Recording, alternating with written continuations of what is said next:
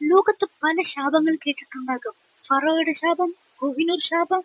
പക്ഷെ ഇന്ത്യൻ സിനിമയിലെ ഏറ്റവും വലിയ വൈറൽ ശാപം ഏതെന്ന് നിങ്ങൾക്കറിയാമോ? അതാണ് രാജമൗലി ശാപം. അതെ, ഒരു നടൻ രാജമൗലിയുടെ സിനിമയിൽ അഭിനയിച്ചാൽ ആദ്യം ജീവിതം സെറ്റാവും. പിന്നെ അടുത്ത സിനിമയിൽ പ്രേക്ഷകർ തന്നെ ചോദിക്കും, ഈ നടനല്ലേ രാജമൗലി സിനിമയിൽ നേരത്തെ അഭിനയിച്ചതെന്ന്. ഇത് സത്യമാണോ അതോ ഫാൻസിന്റെ ഓവർ തിങ്ക് ആണോ? നോക്കാം. ആദ്യം തന്നെ നമുക്ക് പ്രഭാസിൽ നിന്ന് തുടങ്ങാം. 2017 ബാഹുബലി 2 ഇറങ്ങി. ഇന്ത്യൻ സിനിമയിലെ തന്നെ ഏറ്റവും ബ്രഹ്മാണ്ഡ സിനിമയായ ബാഹുബലി 2 അത് ഇറങ്ങിയതിനു ശേഷം ഇന്ത്യൻ സിനിമ 2 കാലഘട്ടങ്ങളായി മാറി. BB, before Baahubali, AB, after Baahubali. Prabhas pan Indian super star. പിന്നെ അടുത്ത സിനിമ വന്നു സാഹോ, ദുരന്തം, രാധേശ്യാം, അതിനേക്കാളും മോശപ്പെടും ആദിപുരുഷ്. പറയാതിരിക്കാൻ വയ്യ. ആ സമയത്ത് സോഷ്യൽ മീഡിയ ചോദിച്ചു, രാജമൗലികാരു റിട്ടേൺ പോളിസി ഉണ്ടോ എന്ന്. എന്നാൽ പിന്നീട് സലാർ, കൽക്കി എന്നിവയിലൂടെ പ്രഭാസ് തിരിച്ചു വന്നു. അടുത്ത ആളെ നോക്കാം, രാം ചരൺ. RRR കഴിഞ്ഞപ്പോൾ ലോകം മുഴുവനും വീണ്ടും പറഞ്ഞു, ഇതാ അടുത്ത ഗ്ലോബൽ സ്റ്റാർ. അടുത്ത സിനിമ വന്നു, പേര് ഗെയിം ചേഞ്ചർ, ഫലം ഗെയിം തന്നെയാണ് മാറിയത്. പക്ഷേ രാം ചരണിന്റെ എന്ന് മാത്രം ഓഡിയൻസ് തിയേറ്ററിൽ നിന്ന് ഇറങ്ങി ചോദിച്ചത് RR ലെവലാണ്. നടനെ വെച്ചിട്ടാണോ ഈ അപരാധം പടച്ചു വെച്ചതെന്ന്. അത് കഴിഞ്ഞ് അടുത്ത പടം ഇറങ്ങി, പെട്ടിയല്ല ഷഡ്ഡി. ജാൻവി കപൂർ ഉള്ളത് കൊണ്ട് മാത്രം കണ്ടിരിക്കുക. അടുത്ത് നമുക്ക് 3-ാം തവണയോട്ട് പോവാം, ജൂനിയർ NTR. RR കഴിഞ്ഞപ്പോൾ NTRക്ക് ലഭിച്ച ആരാധക പിന്തുണ വേറെ ലെവലായിരുന്നു. പിന്നെ അടുത്ത് ദേവര വന്നു.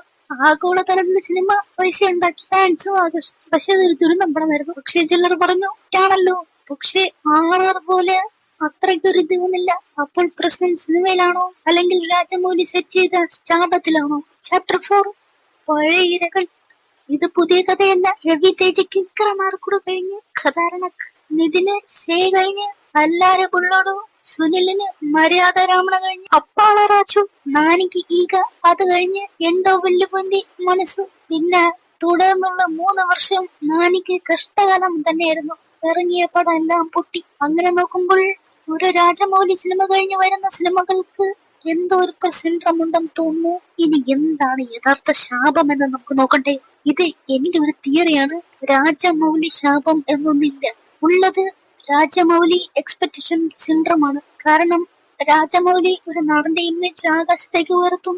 അതിനുശേഷം വരുന്ന സംവിധായകൻ ആ ആകാശത്ത് നിന്ന് താഴെ വീഴാതെ പിടിക്കണം. പ്രശ്നം അതാണ്.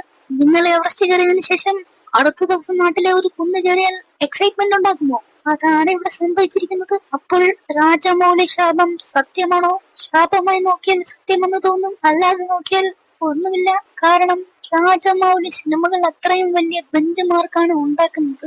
അതിനുശേഷം വരുന്ന സിനിമകൾക്ക് കമ്പാരിസന്റെ ഭാരം സഹിക്കേണ്ടി വരുന്നു. അതിനാൽ രാജമൗലി ശാപമില്ല, രാജമൗലി കമ്പാരിസൺ കേഴ്സ് അതാണ് ഉള്ളത്. നിങ്ങൾക്കിതിൽ നിന്ന് എന്താണ് തോന്നുന്നത്? രാജമൗലി ശാപം ശരിക്കുമുണ്ടോ അതോ ഇത് വെറും യാദൃശ്ചികം മാത്രമാണോ? കമന്റിൽ അഭിപ്രായം പറയൂ. വീഡിയോ ഇഷ്ടപ്പെട്ടാൽ ലൈക്ക് ചെയ്യുക, സബ്സ്ക്രൈബ് ചെയ്യുക, ഷെയർ ചെയ്യുക. അടുത്ത സിനിമാ മിത്തുമായി വീണ്ടും കാണാം. അതുവരെ സൈൻ ഓഫ്.